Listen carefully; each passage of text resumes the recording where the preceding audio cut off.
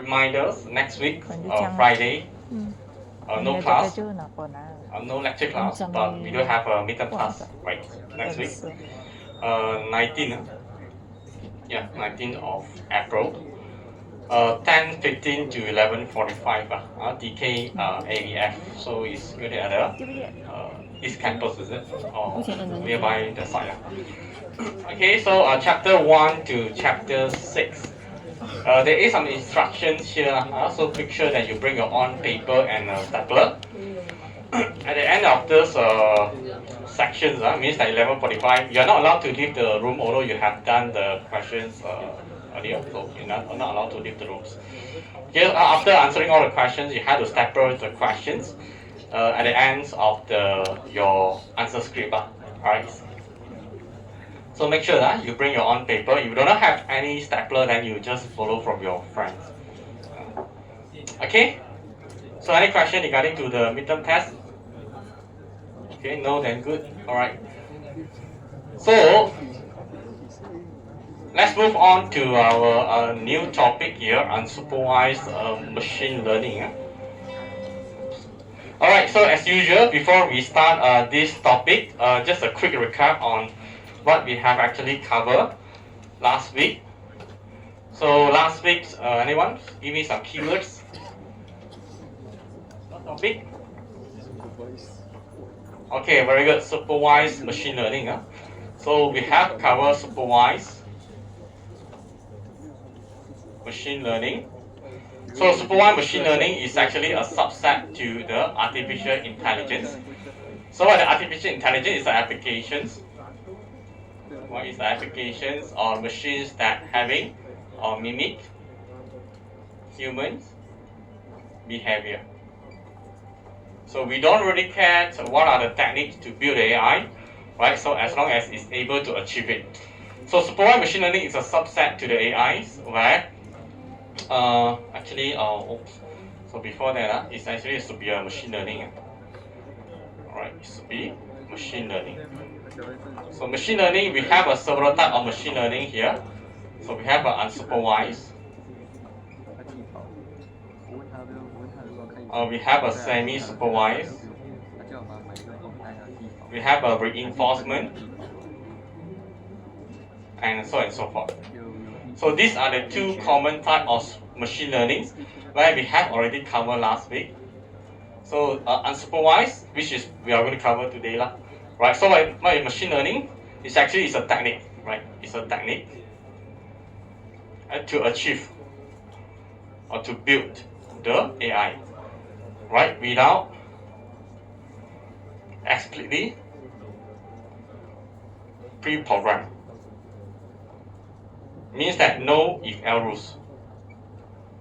No rules is given, right? So we solely based on the so-called learning, mapping between the data set, right? Map the data set and to so-called to make some decisions. So machine learning is a subset to AI, right? So last week also we cover the process, right? The process flow or the supervised machine learning. So where the first one we need data set. So we need both elements, features, and the label. Right? We need these two elements, or I would say it's a targeted output. So we need these two elements. Let's say we have to perform normally cleaning first, cleaning, features abstractions. Okay, and then split the data into the 80%, 20% that you have already covered in your practical. After that, we use for training. After we train, we have to evaluate the performance. Evaluate the performance. After you evaluate, then we can use for predictions or classifications. Alright, so that is the general process. We must have these first two elements. Okay, perform some cleaning and then extract the features manually. Okay, split the data, train, test, and then we can use it for predictions. And then we have also covered the type of machine learning For example, k nearest neighbors. What else? Okay, 9 bias. Decision tree. Support vector machines. Okay, and also the linear regressions for continuous value. Yeah, generate some equation y equal to mx plus c. Alright, and then we also cover some of the technique to measure the performance evaluations. Okay, for example, the confusion matrix. Then we have a ROC curve, alright, area under the curve. For binary classifications, then we have also cross validation.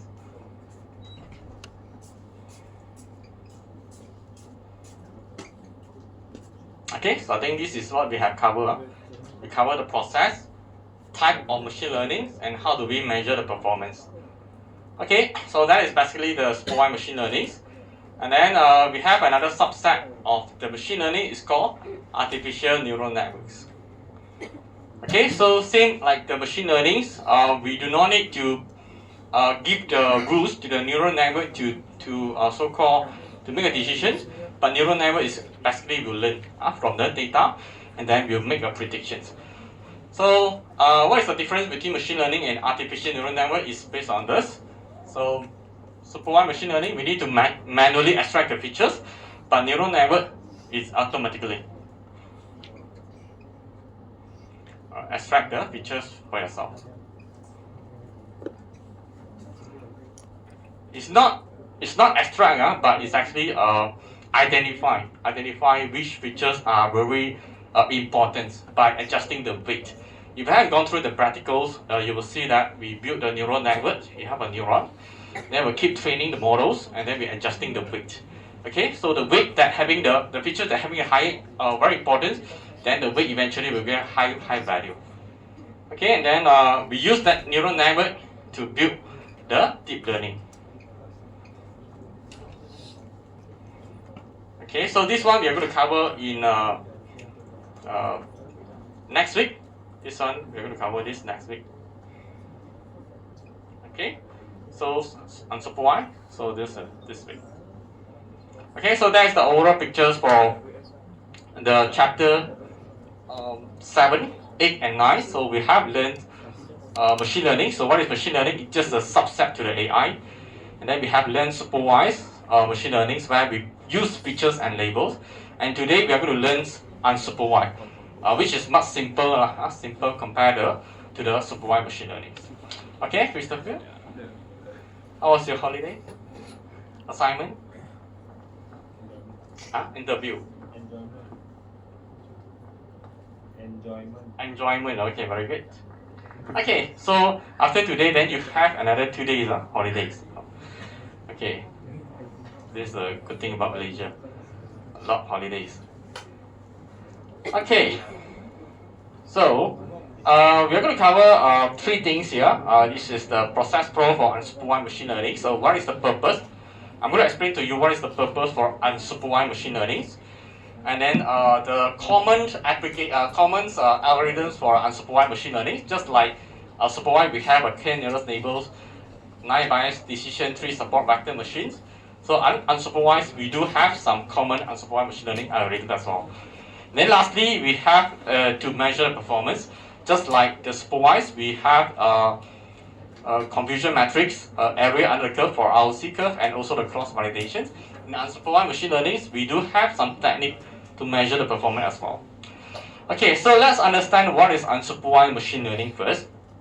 Given that these pictures, you have numbers of students or maybe number of people here, right? So you have a 1, 2, 3, 4. Ignore the background. Let's say for the foreground, you have 1, 2, 3, 4, 5, 6, 7, 8, 9. So you have 9 people here. Okay, so what unsupervised machine learning will do here is we are going to extract some features from these 9 people.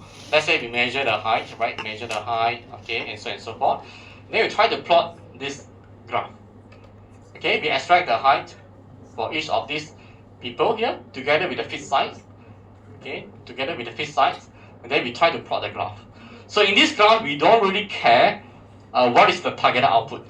Just like in this case. In a supervised machine learning, we do really care what is the targeted output. We want to identify that, or given this input, what is the corresponding output. Okay, if you still remember last week, we have one pictures is about the face, the features, the face physical appearance. We want to classify whether it is fall into excellent grade or average grade. So this average grade, excellent grades will be the target output. We want to identify, given these features appearance, is it fall into the excellent grade or average grade. But in this case, we do not care. We do not care whether it's a female, male, is it excellent grade, average grade. We don't care. We just plot the graph. We just extract the features. We have first features here. We have second features. We just plot the graph, right? Scatter plot, and we do not care what is the target. So this unsupervised machine learnings will actually find the similarity between the data. For example, based on the distance.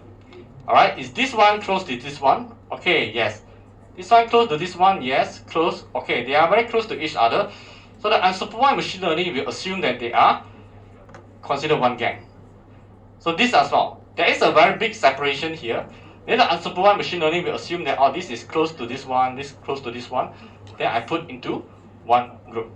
So from these pictures, unsupervised machine learning will identify there are two different clusters inside this image. In other words, there are two different types of people inside this group, where we can actually segregate based on their height and also the feet size. Okay, so we just want to identify there are how many groups of people inside this group. Okay, so after that, what we'll do with this picture here, we can sell this data to let's say the business side for marketing purpose. So this marketing, what we do here is, okay, they will identify, oh, there are two group of people.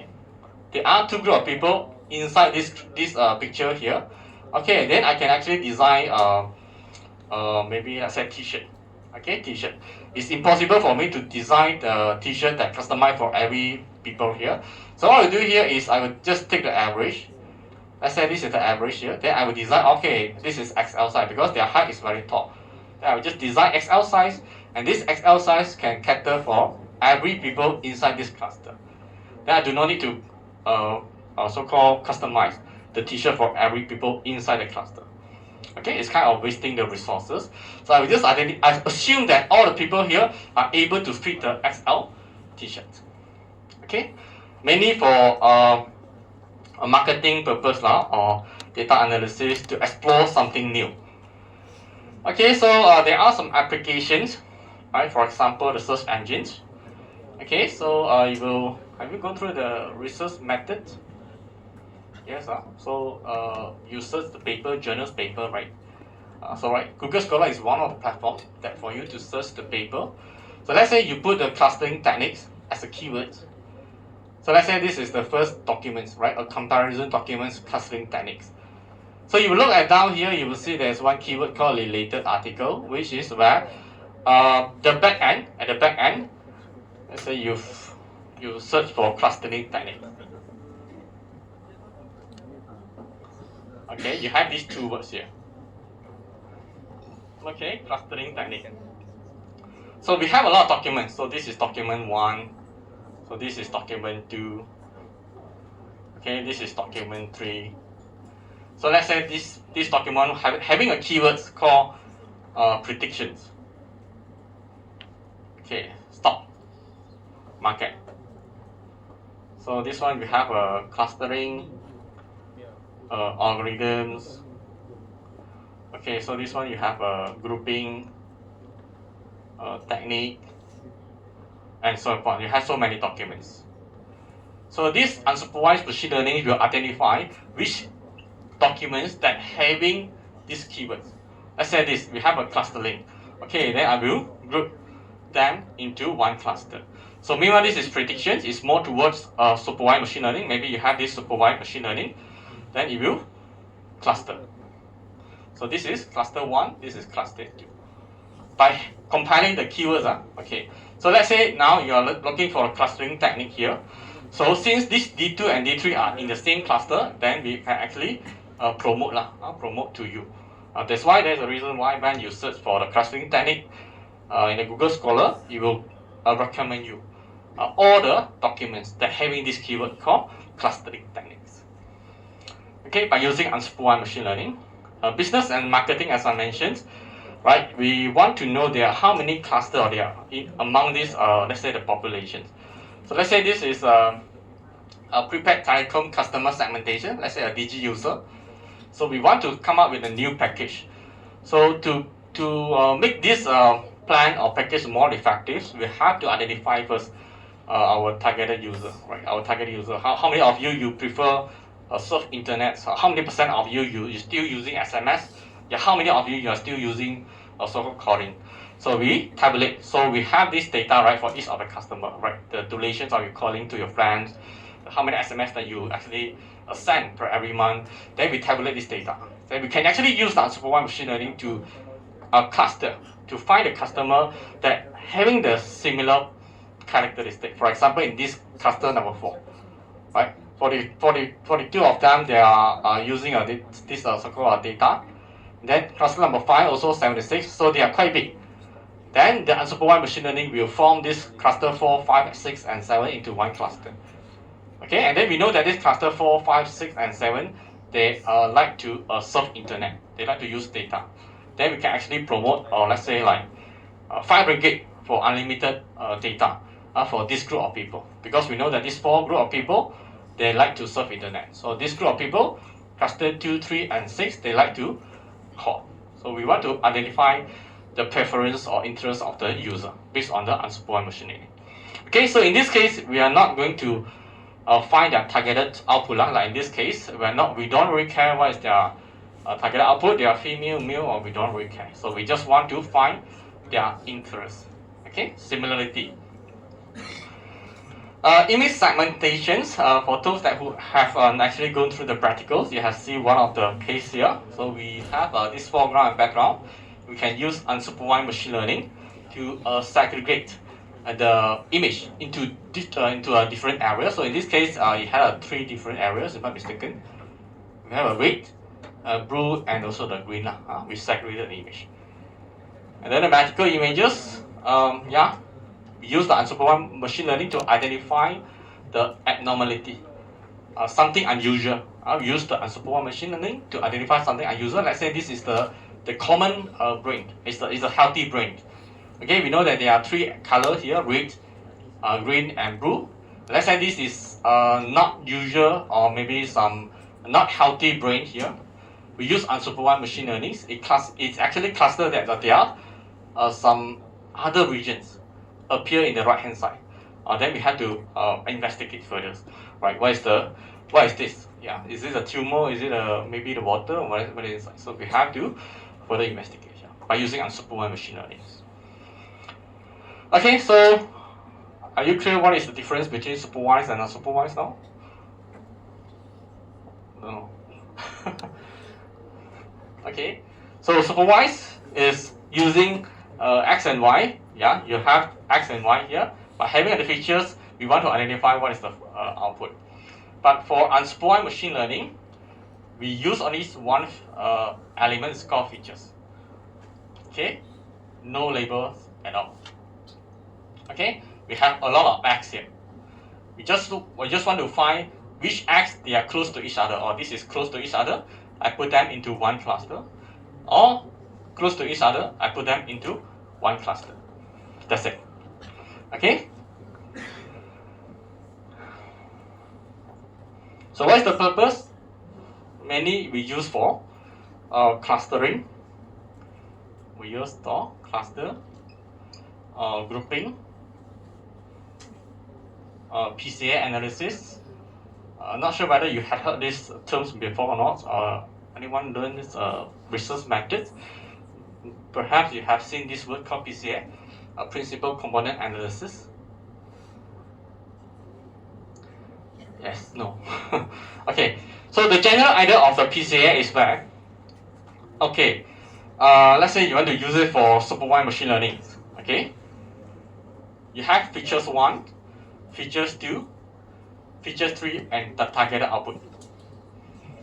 Okay, So in supervised machine learning, you're going to treat this, right? You're going to take this x1, x2, and x3. You're going to take this x1, x2, and x3 and put inside the model together with the y, right? So what happens if, let's say, you have 1,000 of x? Means that you have 1,000 of features. Are you going to throw all the x into your models and make your model become very laggy? You have a lot to process. Your model have to process a lot of features, learn a lot of features. Okay, so it takes a lot of memory, take a lot of time, but maybe not very efficient. Why? Because maybe some of the features, they are quite related. They are too close to each other. For example, x1 maybe having linear correlation with the 1. So let's say x2 also having the same pattern like the x1.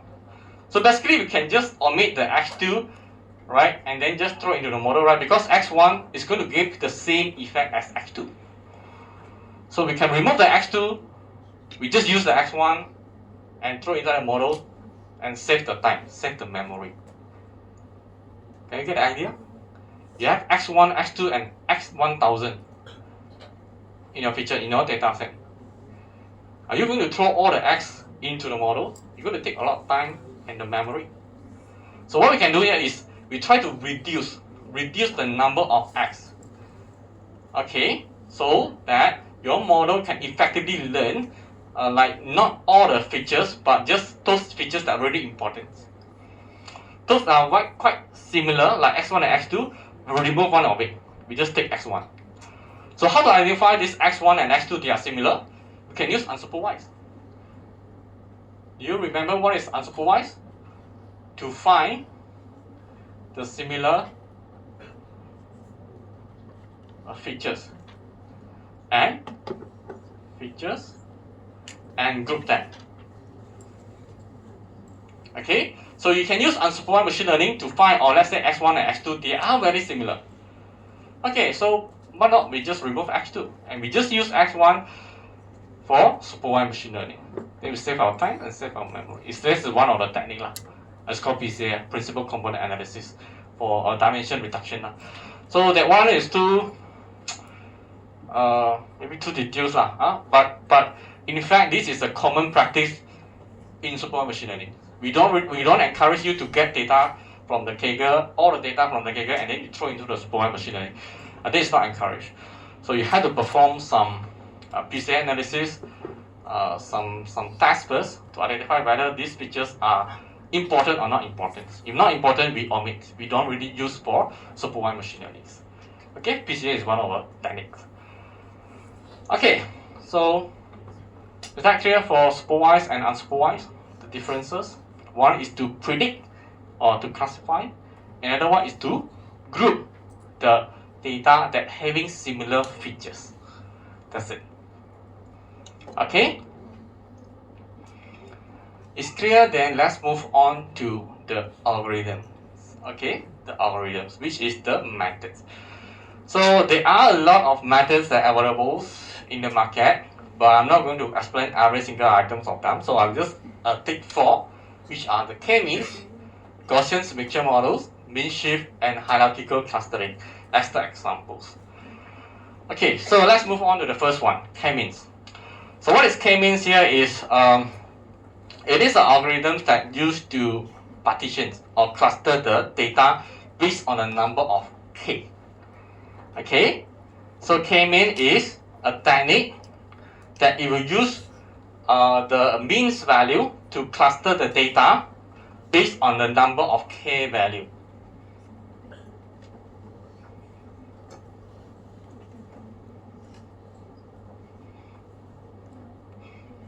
Okay, the general idea is like this. So let's say now you have a scatter plot. So you have a x1 and x2. So x1 is the features 1, x2 is the features 2. Both are features. No y at all. We're not going to use any y. We're not going to use any targeted output. we don't really care state. Supervised, yes, we care. But unsupervised, we don't really care. We just use the pictures 1 and pictures 2, that's it. So then, we're going to use the unsupervised machine learning. So in this case, it's called k-means. So we have to set the value of k. So that is the limitation of k-means. You have to define first. Okay, you have to define the value of k manually. Okay, so if you set k equal to 3, it means that eventually the unsupervised machine learning will start to perform some calculations and eventually put these 3 data into 3 different clusters. Okay, cluster 1, cluster 2, and cluster 3. Okay, that is the ultimate goal for k-means. Alright, so to identify, to put this data into the number of clusters that you defined earlier. Okay, the question is how to define the value of k. How to find the optimal value k. So there's one technique that's called elbow point. Okay, so you can use the elbow point to identify the optimal number of k. In the practicals, you probably have seen this technique. Is where we measure the inertial value. Okay, inertia is the sum of square error of the point. Right, you have to measure the sum of square, the distance between so-called the point to the center point here. Okay, we measure and then we plot the graph. So where k is equal to 1, what is the value? K equal to 2, k equal to 3, and so forth. So you're going to generate some graph like this. Okay, so where is the elbow point is where you assume that this graph here is a hand here. So this is the elbow. So the elbow point will be the optimal class. So let's say k equal to 3. Then we can set k equal to 3 in your algorithm later on. Okay, so as I repeat again, in the k-means, one of the limitation is you have to set the value of k. It means that number of cluster. So how to identify the optimal number of k? You can use a technique called elbow point. Okay, where you obtain the initial for every single point for every different cluster, and then the point that at this elbow, then will be the optimal class. You don't really need to memorize that, but in the practical, you just need to call the functions and generate the value. Okay, so let's look at how a k-means actually works. So this is the ultimate goal. We want to put the data into 3 different clusters. So why is 3? Because we define k is equal to 3. So how to find k equal to 3? You have to use a technique called elbow point. That's it. Okay, the question is how k-mean works. Alright, how k-mean is so smart that where it identifies that this is not one cluster at this point, but it's actually cluster with this friends. It's not cluster in this, right? So that's the algorithms. First step, you have to choose the k data point, okay, which is this. Okay, so you have to identify the k first. Randomly choose k data point this case is randomly, but instead you have to find the optimal value of k. Okay, so once you define number of k, let's say 3. Okay, let's say 3. Let's say you have a graph. You have this point. So the moment that you set k equal to 3, so this algorithm will auto assign 3 center point randomly. We cannot control. The machine will just assign. This is the first coordinate, this is second coordinate, and this is third coordinate. How to assign? It depends on number of cluster that you define. If you set k equal to 3, then 3 points will be generated randomly. We cannot control. That's the limitations.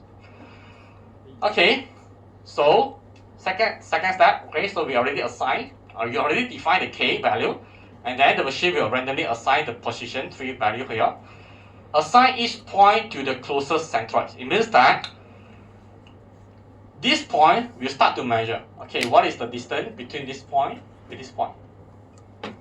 What is the distance between this point with this center point? And what is the distance between this point and this point? you will start to measure. Okay, let's say this is 5 units, this is 6, this is 10, this 10. So how to measure the distance? x1 minus x2 square plus y1 minus y2 square. Okay, because they are in numerical value, x1, x2. So you just measure the distance using these equations. Alright, then after that, we have to identify which point they are closest. So these points closest to this first, I will call it as a C1, C2, C3. It's called cluster 1, cluster 2, and cluster 3. So my question is, which point is closest to this data set, data point? Is it C1, C2, or C3? C1. Then we can make a conclusion that, okay, let's say this is point number 1, P1. Then we can make a conclusion at the first iterations. Okay, P1 at this moment belong to cluster 1. That's it. Then what we'll do here is,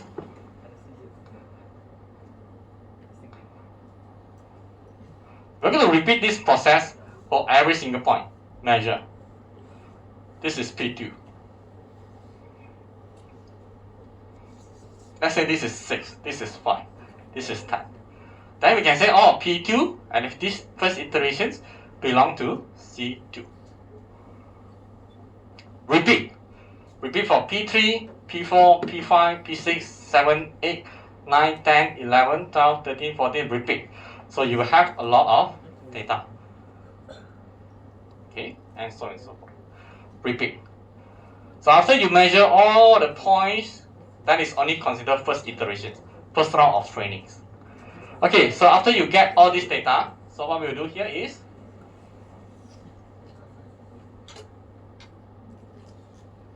okay, so I'll repeat us. Let's say you have this. Okay, so let's say we measure. Okay, so eventually, this is closer than this, and this is closer than it. Okay, then we will put actually this point into C1. So all these points are closer to C2. Okay, let's say this. Okay, all these points are closer to C3. Okay, so we have 3 clusters. That's it. Based on the distance. Okay, this is the first iterations. First round of training. So we start to measure the distance between this point to every single cluster. Alright. Okay, this is Baru first iteration, Baru first iteration. So what we do here is, we view for the second iterations. Okay, so we have to recalculate, the step number 3, recompute the centroid. Recalculate the centroid for C1, C2, and C3. This is step 3. So how to recalculate? Very simple. At this moment, forget about this C1, forget about this C2, forget about this C3. Forget about this. Now we start to measure the average between these 2 points. We have these 2 points, right? So we measure the average. So which is this point? Correct or not? Average. Average means, let's say this is point 1, this is point 2. You just need to use x1 plus x2 divided by 2, y1 plus y2 divided by 2. This is the new C1. So because you have only 2 points here, so you have only 2 coordinates. So this is 2. Then you get an average. Okay, makes sense, huh? You have this point, you have this point. What is the average? The center point. Okay, now look at this C1. This is C1, this is C2. So this is your new center point. Initially it's here, right? It's actually shifted. Shift from here to here. So now in this case, again, you have 1, 2, 3, 4, 5, 6, 7, 8. You have to find the average for this 8 point. x1 plus 8 divided by 8, y1, y8 divided by 8. So you have somehow get this center point, a new center point. Initial is here, is shifted to here. C3. You have 1, 2, 3, 4, 5, 6, 7, 8, 9, 10, 11. Not this one. 1, 2, 3, 4, 5, 6, 7, 8, 9, 10. Then you have to find x1 until x10, y1, y10. So somehow around here lah. Okay. Okay, the average. Agak-agak lah. I put agak-agak. Okay. So now what we'll do here is unlock this one.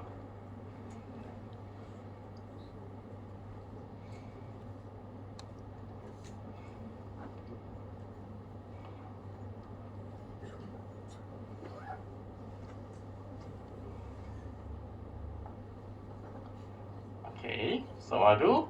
We're going to repeat this same process. We measure this P1 to this, and P1 to this, and P1. I'm not going to use P1. It's very short.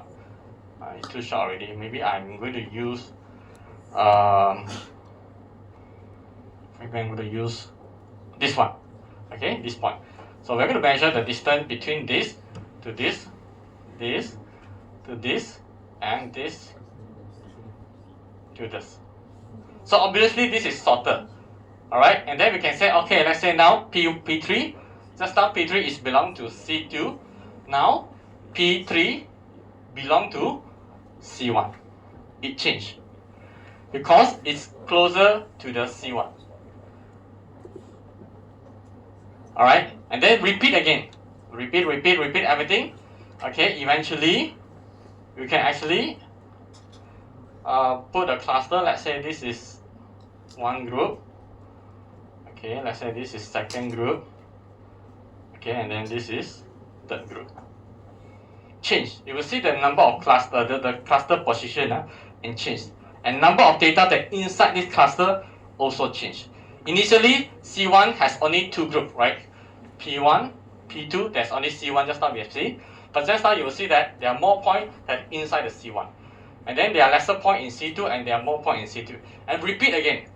Repeat until convergence. Convergence is where it is stable. The model is stable. Then it will stop. Just like you study your book, like you're reading. You cannot forever study, right? You have to study until a certain extent, until a certain point, then you stop it. Same. The model will not continue train or learn. You will actually stop.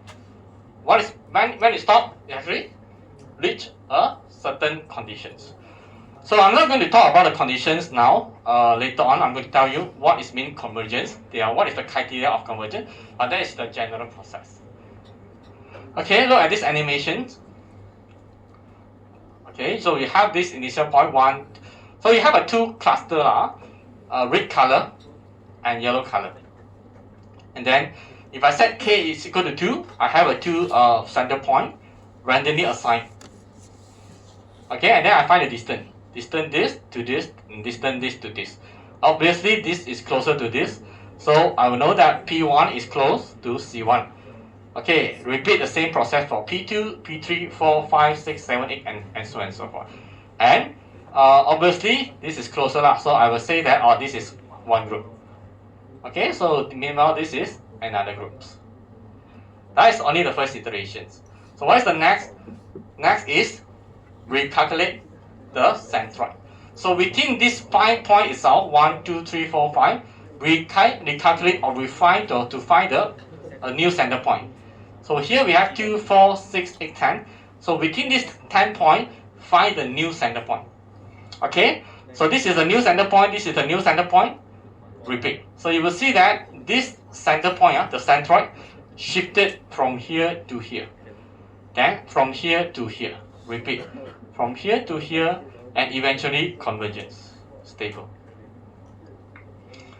So always remember, this point, this is all data set. Okay, this is all data set. Data set is not going to move. It's not going to move. What move is this center point. Okay, this From here, originally, it shifted to here. Alright, so the data point all remain static. Okay, what changed is the start, the center point. Then from here, you can see that the first iterations, 5 points belong to center 1, 10 points belong to center 2. But you go to the second iterations, 2, 4, 6, 7. 7 points belong to first cluster, and 7 points belong to second cluster. Repeat again, you will see that 2, 4, 6, 7. 7 points belong to first cluster, and 7 points belong to second cluster, but the position is changed. So this one initially is belong to second cluster, but now it belong to first cluster.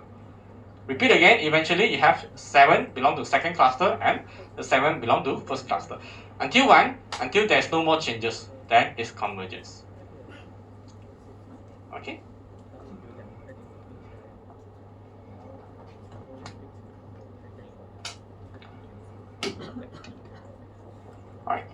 Alright, good. Okay? Okay, so basically just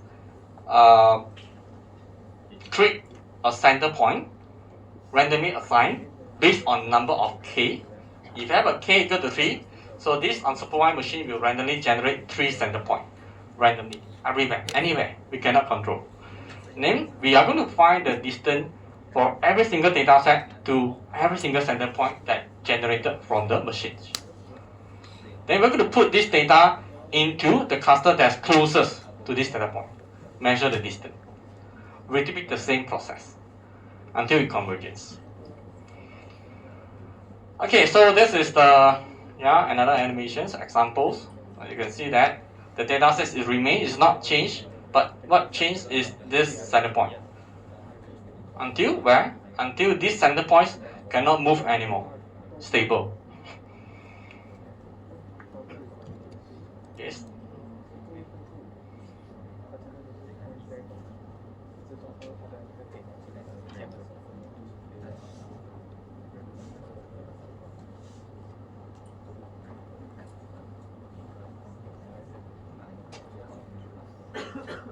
Okay, until iterations 42, stable. That's it. Okay, so the assignment of the data point to the cluster is changed, but the positions will not change. Okay, so that is the calculations, a little bit calculation on the K-means. So let's say now you have 2 features, x and y. This is x1, x2. It's not y. X1, x2, 2 features. So let's say I assign k equal to 2. Okay, I assign k equal to 2. So it will randomly guess k cluster center location. It means that we just randomly assign C1 and C2, 2 center point, which is the locations that we cannot control. Then we measure the distance every single data set to C1 and C2. So we are going to obtain the distance from this data set to C1 and the distance from this data set to C2. And we compare which one is the closer.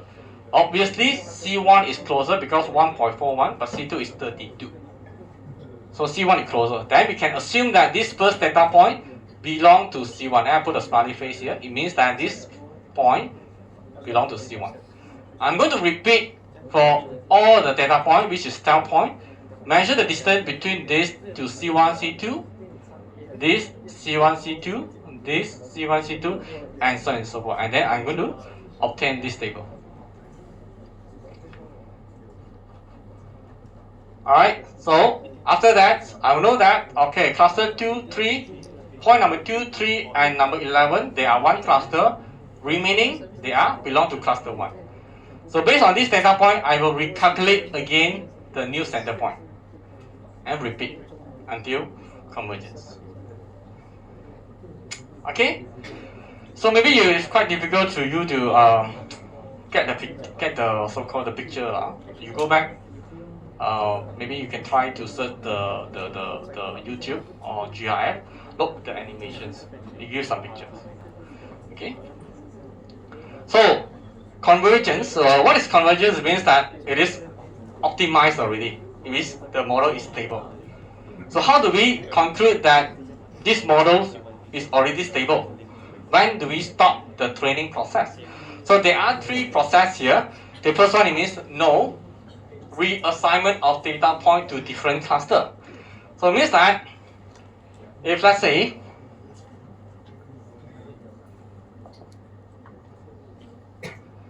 your first iterations, first iteration and second iteration. So let's say this is your point.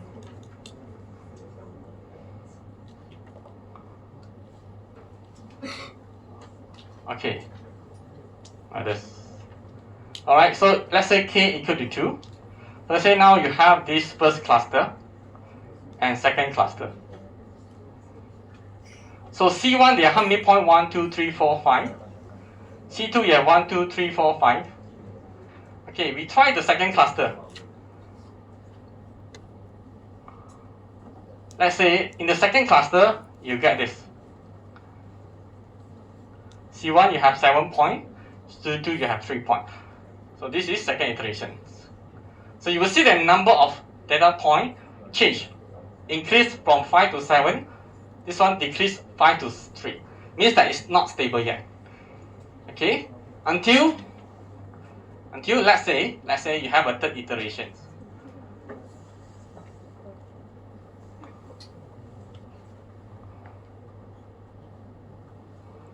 Okay, until third iterations. So first iteration also 7.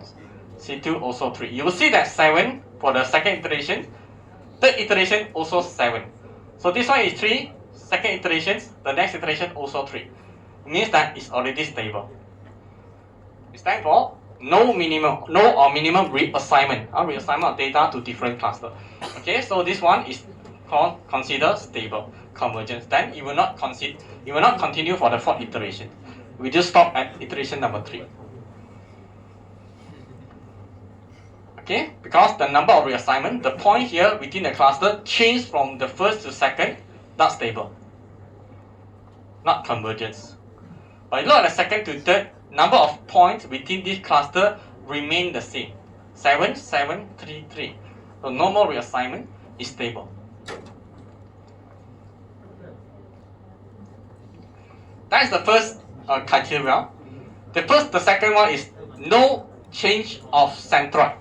So come back to this case, you will see that initially this is C1 shifted to here. So this is C2 shifted to here. Just now C3 is here, shifted to here. So if there is a shifting between this point to another location, it is not convergent. So you have to repeat until a point where this C1, the location for the C1 for this iteration and the next iteration is equal, same. Like in this case, so this is, let's say, C1. Let's say this is C2. So you found that, let's say the C1 run to this location and C2 run to this location. From here, shifted to here, from here, shifted to here. It's not stable yet. Maybe you continue to run. You found that this C1, the position remain the same. C2 also remain the same. This is stable. This is not stable. Okay? The position of the centroid does not change. That is considered stable. The last one, decrease of sum of square errors is actually a distance. Same like that second one is where we measure the distance. You have a center point, we measure the distance. Okay, so in this case, you will see that the sum of square error for this one is small, but the sum of square for this case is high. But in this case, you measure again, you will see that sum of square remain the same between the second and the third iterations. Alright, then it is convergence. But anyhow, you don't really need to know the calculations for the convergence, because in the practicals, it will automatically identify that is already convergent and stop for you. You don't really need to measure. Okay, so what is the limitations for the k-means? It's very sensitive to the initial point. Yeah. So let's say you have a two cluster, this. Let's say the machine assigned this is one cluster and this is two cluster, then eventually you will get this. Right? But let's say if the machines assign this and this, then you will have these two clusters. That is the limitation for k-means, and we cannot control these locations. Will be randomly assigned by the machine for the first iteration. And because of this, you could have different so-called the k-mean or cluster. So how to solve the first one is where you have to run for several rounds. You run for several times, ensure that your results are consistent. Alright, if you run for a few times, you found that the number of cluster is different, then something wrong. Then you have to check against your algorithms. Okay, so that's the first one, very sensitive to the index point. Second one, as I mentioned, you have to manually choose the number of k, but you can solve it using the elbow point. K-mean has a problem when the cluster are different sizes, density, and non-globular shapes. Look at the number 4 first. Has a problem when the data content of outliers. So assuming that you have this data point, you have one outlier here. Okay, so if you use the k-means, okay, let's say this is 1 point, this is 1 point. So you will assign, this is one cluster, and this is two cluster. This is the limitation for k-mean. It's very sensitive to outliers. So you have to solve first. You have to clean the data. Make sure your data, there's no missing data, there's no outliers, before you run any supervised or unsupervised machine learning. Otherwise, if you use the k-means, and that could be the output, you will see this problem later on. Okay, go back to number 3 here. So what means by the cluster have different sizes? You look at this. So let's say this is the original points. You have a different density. So this is a high dense, this is a low density here. But if you use the k-means, it will actually, there's another one group here. Okay, so it will actually evenly distributed, because this is one cluster, second and third. Same goes to the different, this is different sizes, they have different density. So if you find three different clusters, like in this case, and non-globular shape. Okay, but that's not the main problems. You still can solve it using some parameters. Okay, k-mean is, although there are a lot of limitations, I can see is so-called sensitive to outliers. It's very so-called, you have to manually select the k. It's actually cannot control the location of a standard point, but it is still the most popular or the common algorithms that used by the company to cluster the data. Okay, so we take a rest first for 5 minutes. Yeah, then we will come back for more complicated ones. It's called Gaussian mixture models. Okay, so any questions? Feel free to come down and ask.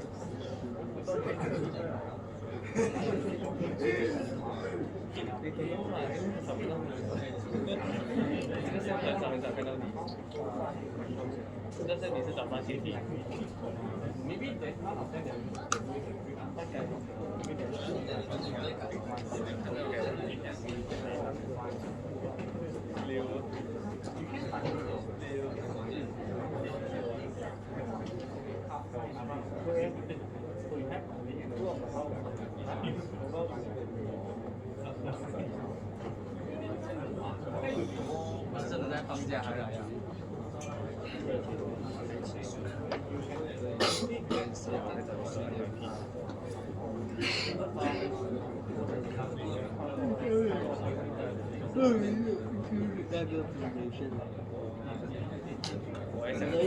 看超速，我可以超速。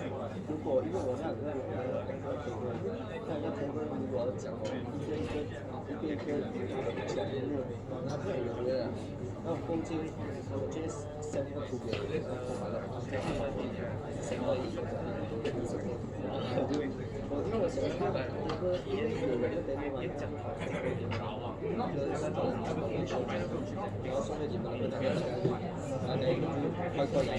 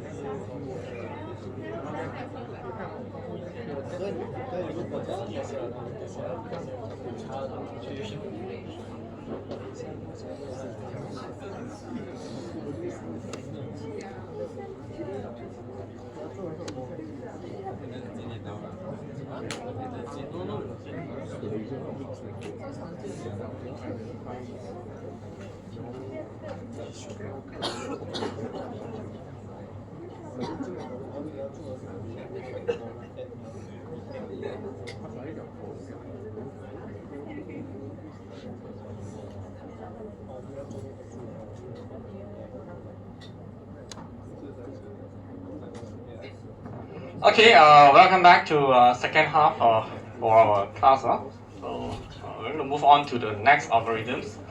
It is known as Gaussian mixture models. I'm not going to explain in details about the calculations. It is quite tedious. It's quite.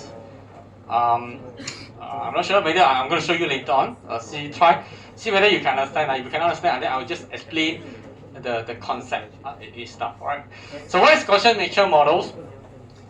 Just like you have seen the k-means, right? So we measure the distance. So you have a C1. Then let's say you have a data point. So we're going to measure this distance. Let's say this is D1, and we measure D2. And we know that the D1 is smaller than D2. Then we can conclude that P1 belongs to cluster number 1. Right. Okay, we measure the distance. Okay, which one is shorter? P1 is shorter than C1 compared to the P2 shorter than C1, right? Sorry. Let's say this C2. Right, D1 is shorter than D2. Then we can say P1 belongs to C2, C1 instead of C2 because the distance is smaller.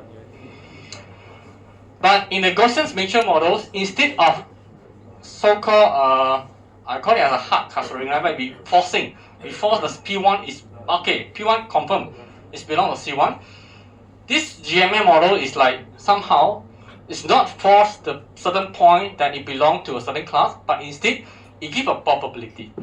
Okay, Gaussian mixture models, eventually it will tell you that, okay, P1 is 80% belong to C1 and then 20% to C2. Right, instead of put a point into a cluster, but GNM model is like more to go like probability. Right, what is the probability that this point belongs to C1 and what is the probability that it belongs to C2? Okay, so before we move on to the Gaussian mixture models, there is more details on the theory part. You have to understand first what is Gaussian mixture. Anyone still remember your statistics or mathematics models? Yeah, what is Gaussian mixture? Normal distribution, Gaussian distribution. No ideas. Okay. Alright, so that is Gaussian distribution. It is a well-known models that have been used in the statistic and also the probability. You're going to use these Gaussian models to obtain the probability density functions. Huh? Okay.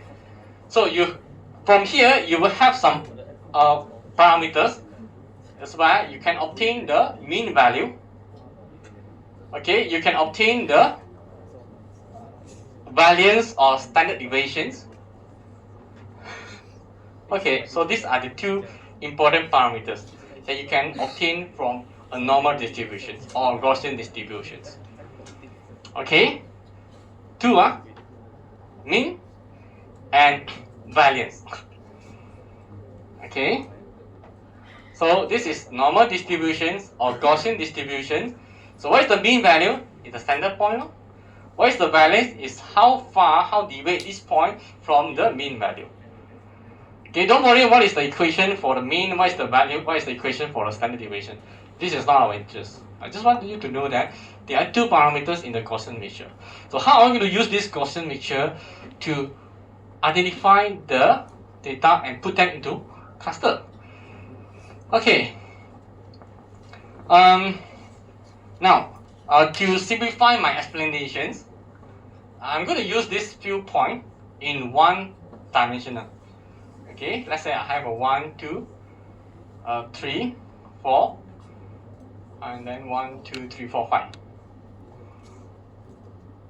Okay, so this is one dimensional. This is only one dimensional. Two dimensional is like this. You have a two value here. This is only one dimensional. So let's say you have a three dimensional. So this you have a three space. But I'm not going to explain using 2D or 3D. I'm just explain using one dimensional space. So assuming that you have 1, 2, 3, 4, 5, 6, 7, 8, 9, 9 points. Okay, you have 9 points here. So each point here has its own coordinates. Let's say this is the height. Okay, so let's say this is a 1.53 meters. You have some value. So all these points represented by a numerical value. Okay, so now in Gaussian mixture model, it is same like the k-means. You have to manually select the number of cluster. In Gaussian mixture models, we record it as a components. Number of components, number of cluster. Mean eventually, how many groups that you want to create to put all this data into this number of components. Assume that in this case, I set k, or not k, is a component is equal to 2. Okay, I set k equal to 2. So what Gaussian mixture will do is, it will randomly generate two components. Randomly generate two components. Let's say first one is from here. This is from the front side. From the front side. From the top side, you're going to see a circle like this. From the top, imagine that you look from the front. Top will be look like this, but from the front side is like a bell curve. Okay, so this is the, let's say I will call it as a component 1. Okay, so I have another component. Let's say like this. Okay, this. That's it.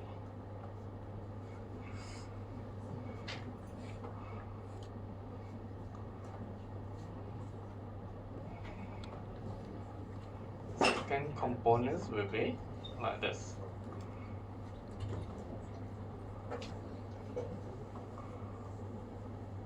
I'm going to use other color.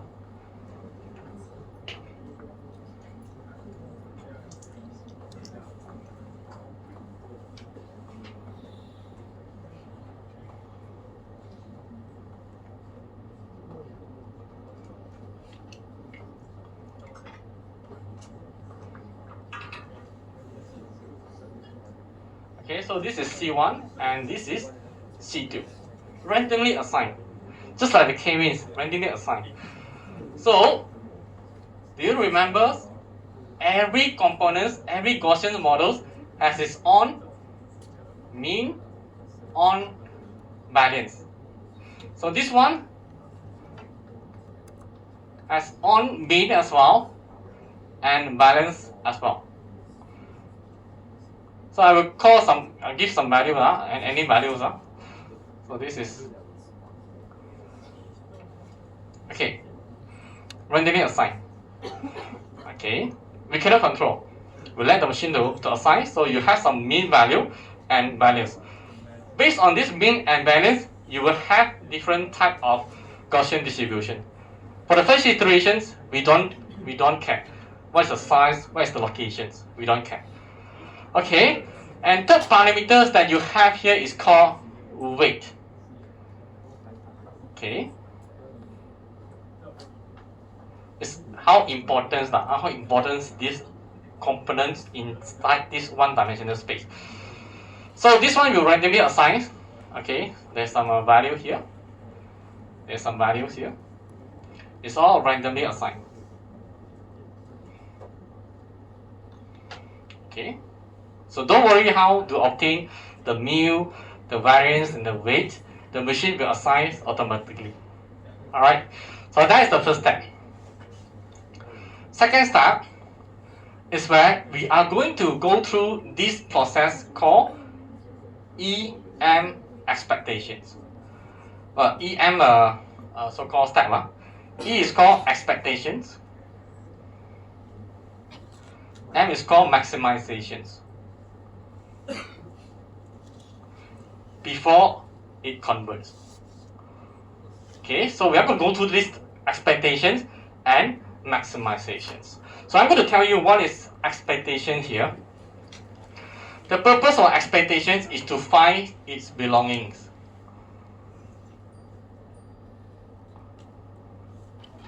Okay, maximizations meanwhile is to recalculate the component 1 and component 2. The general ideas. I'm going to show you the pictures of how it works. Right, so we have this first step, randomly assign these two components. Second step, we are going to find the expectations. Expectation is actually find the belongingness. Okay, so it means that you assume that. Okay, I want you to assume. Okay, this point. Okay, this point. Is it closer to this components or is it closer to the second component? Using your eyes, using your eyes. Do you think it's more tends to the C1, right? Yeah, it's more closer to C1. Then we are going to give some probability. Okay, we can say that, let's say we assume that, okay, this is 0.9 belong to C1 and only 0.1 belong to C2. Then you have some color here. It based on like how close this point to the component 1 and how close it close to the component number 2. Then how to calculate the C1 and this value here, how to calculate this C1 and C2, we just need to obtain the value because we have some numerical values. We substitute into this equation. Okay, we have this so-called standard deviations. We have a mu value. We have the x value. We substitute all the value into this equation. We get some function. We get some probability functions. Okay, and these functions we're going to continue and generate some probability value here. Okay, so I'm not going to until details that how to identify or obtain the probability. It's too complicated.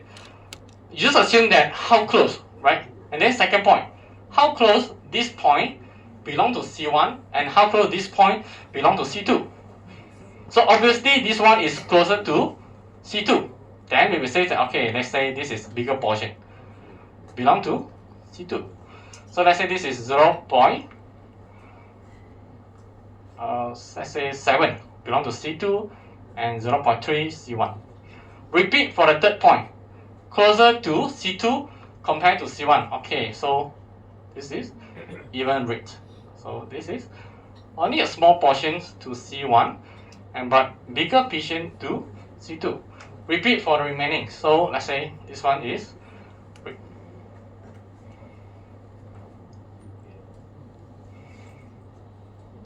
so this is step 2. We're going to find the belongingness for every single point to every single component. by measuring the probability. Using your eyes is measuring the distance, how tendency, how close. But in fact, you have to substitute all the values into these equations to obtain this probability here. And remember, probability is total is equal to 1. That's why you add up together must be equal to 1. That is step number 2, called expectations. We are going to find the belongingness this point belong to C1 and belongingness this point to C2.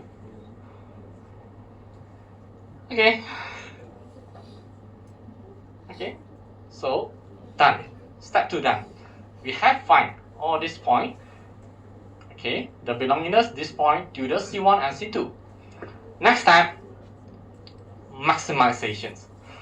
Maximization is a step where we are going to recalculate this value.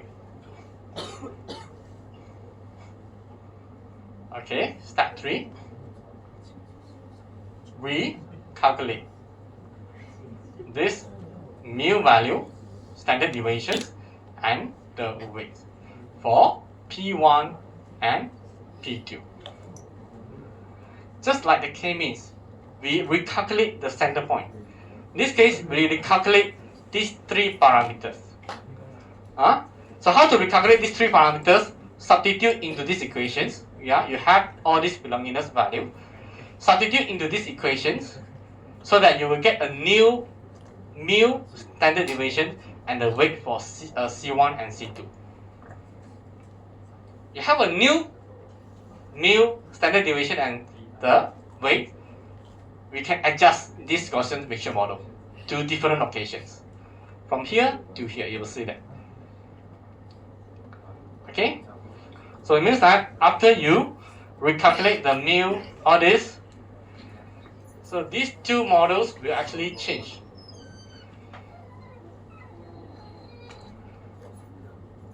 Okay, so let's say this change to this. So you will shift it to the right hand side.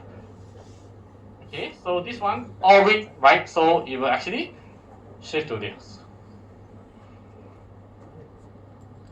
You will shift these Gaussian models based on the mean value and the standard deviations. How to obtain this new standard deviations, mu and the weight?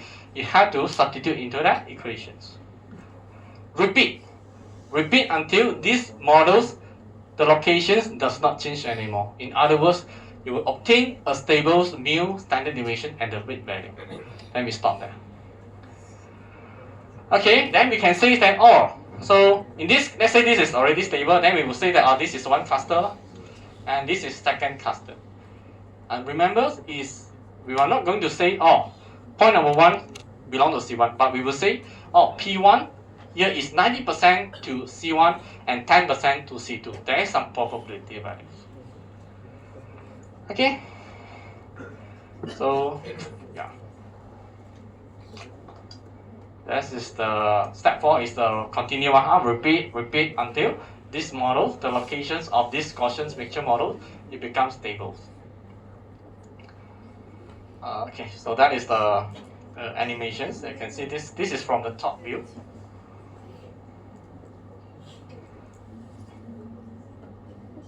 Okay, so you actually adjust these models according to the new mean values, standard deviations, and also the weight. Okay, so shall we move on to the next one? Is it too difficult? Yes, okay, it's okay, it's okay. I'm trying to skip the calculation part. Third algorithm is called mean shift. Okay, so mean shift is a very powerful algorithm here, where it does not user to so-called manually select the number of cluster. Like in the k means we have to manually select the value of k, right? K equal to 3. In this case, I have to manually select. Okay, the models need 2 components. Manually select.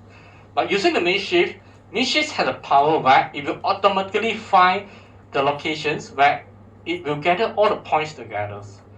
You do not need to manually set the number of cluster. It will automatically find for you. Like in this case, you have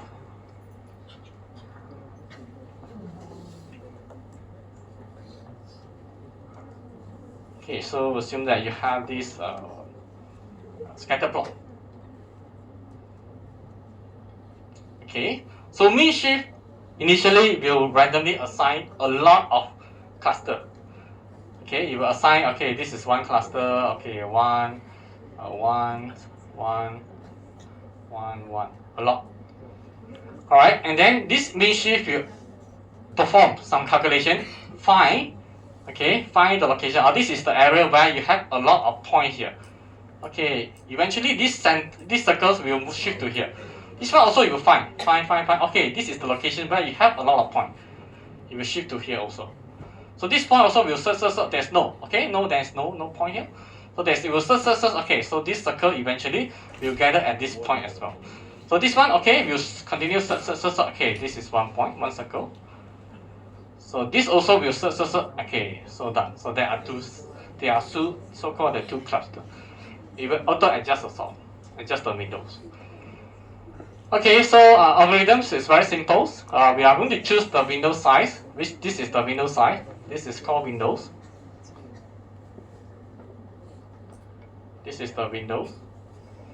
Okay, so we are going to compute the means of the data in the search windows. Okay, center the search window at the new mean locations. So look at this. You have this red color here. Okay, you have a red color, it's a data set. So initially you will randomly assign this center point. Okay, randomly assign this center point here. Okay, so within this center point, so you have this point. So let's say you have this circle. Huh? So these circles, the self has its own center point. This circle, the center point of this circle is this. So within these circles, you have 1, 2, 3, 4, 5, 6, 7, 8, 9, 10. You have 10 center point. You have a 10 data set here. You have a 10 data point. So this 10 data point, we have to recalculate the mean value for this 10 data point, which is x1 plus x10 divided by 10, y1 plus y10 divided by 10. So let's say this is your new center point for this 10 data set. So this whole windows will actually shift from here to here. So shift from here to here. So you have a new circle. So the moment that you shift the window, you will see that the more data point will be included inside this window. Okay. So you see that from here, it shifted to a new locations. Then continue. Within these circles, we calculate the new center point for all the data, shift again. And then it cannot move. That's it.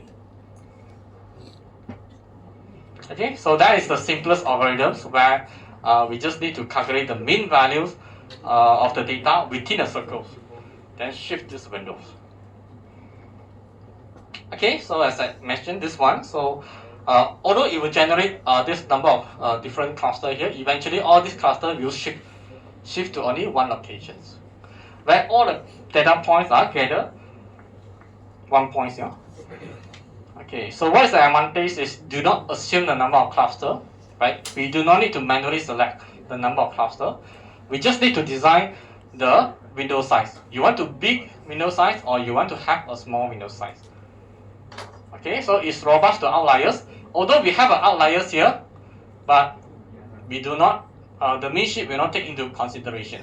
We actually shift the areas or shift to the location where you have a lot of points that gather one place. Okay, so that is the mean shift. Okay, is that clear? So let's move on to the last algorithms. Okay, last one. It's called hierarchical clustering. Hierarchical clustering is a technique that to cluster the data level by level. Okay, level by level. We have two types of algorithms here. We have two types of algorithms under this hierarchical clustering. The first one is known as bottom-up clustering, agglomerative. A second one is called top-down clustering, where you can assume that this agglomerative bottom-up is like you build up a building. You have to form a base first. You have to build a base, and then slowly you build up, become a building. Divisive clustering is where you have a piece of cake. You try to slice into several pieces and give it to other people. But divisive is not very popular algorithms. We will just focus on this bottom-up clustering. So how bottom-up clustering works is very simple. Assume that we have a 3 points here. Okay, we have a 3 points here. We will measure the distance between this and this, between this and this, and also between this and this.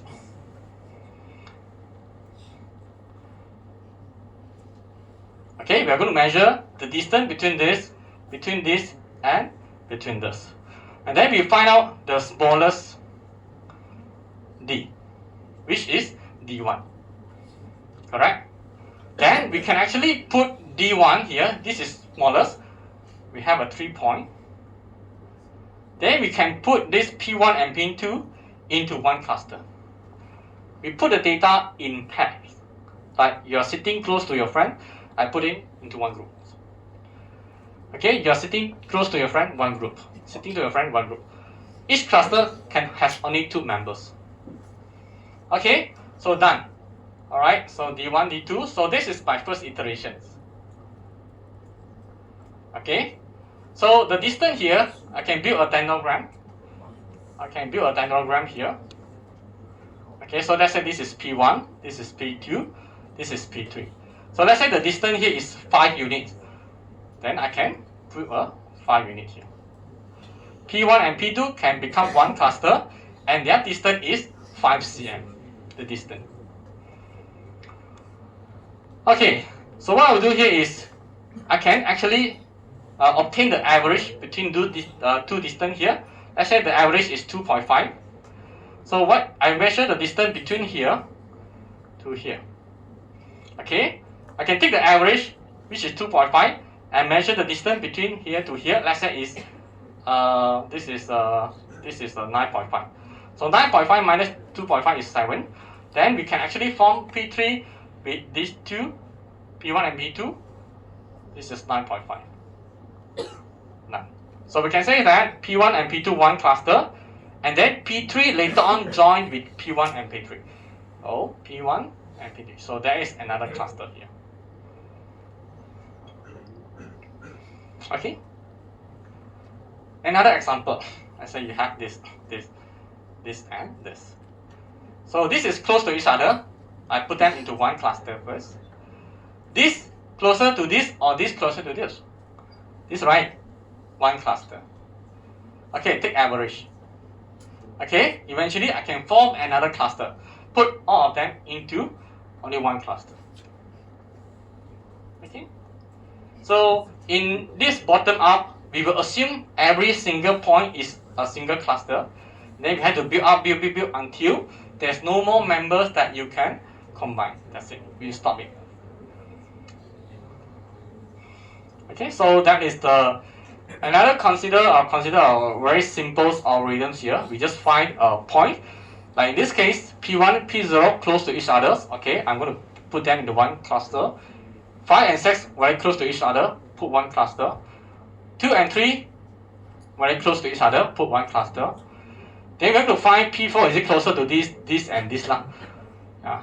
So and then we build up. We build up until become a single cluster. Okay. Alright. Yeah, it basically just measure the distance. So there are several ways to measure the distance. The first one is you can take average.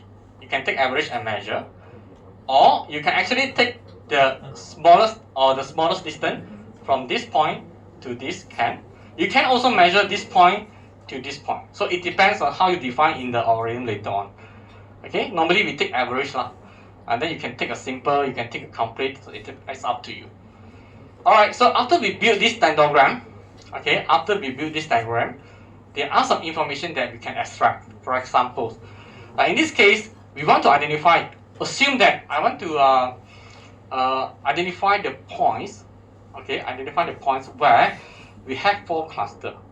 Then what we do here is we just find out the 4 line here, okay, a place where you have a 4 vertical line, which is 1, 2, 3, 4. We just draw a horizontal line here and cut it off. Okay, then we can make a conclusion that, okay, if you want to put all this data into 4 clusters, the first cluster consists of P2 and P3, second cluster consists of P0, P1, third cluster consists P4 itself, and the last cluster consists only 5 and 7. Okay, if you want to find the data points, okay, where we have only 2 clusters, then we just put a horizontal line here, where you have 1 line and a second line here. So we just draw a horizontal line, and one cluster consists P2 and P3, second cluster consists of P0, P1, P4, P5, and P6. If we put cluster is equal to 2. Okay. Alright, so that's it for this algorithmic clustering.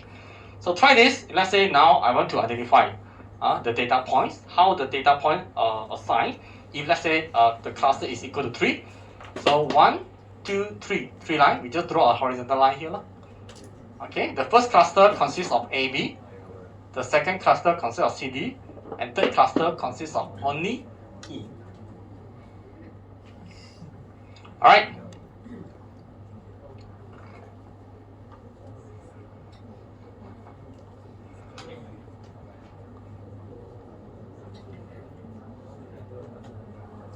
Okay. Masih boleh? Tak boleh dah.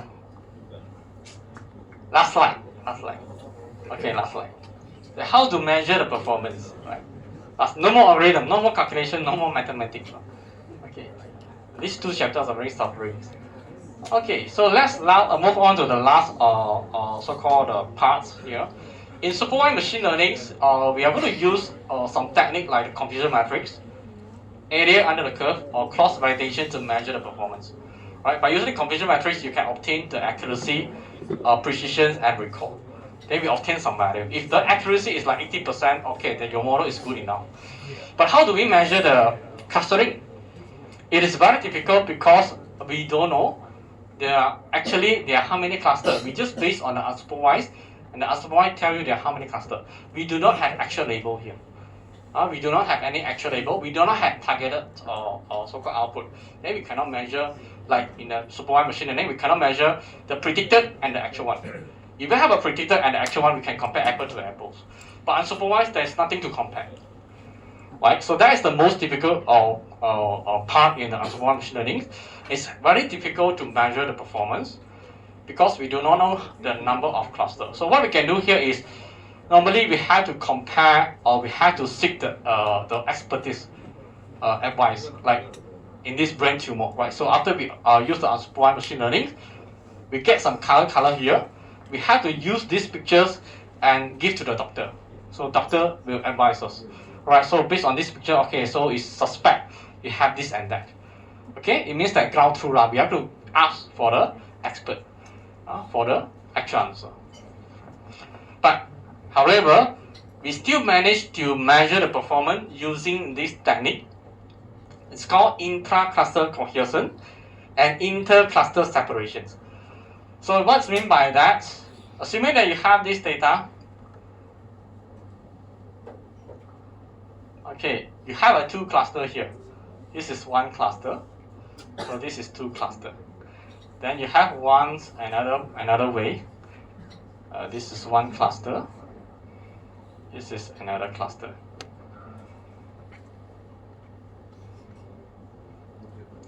Which one do you think that is best? Is good performance?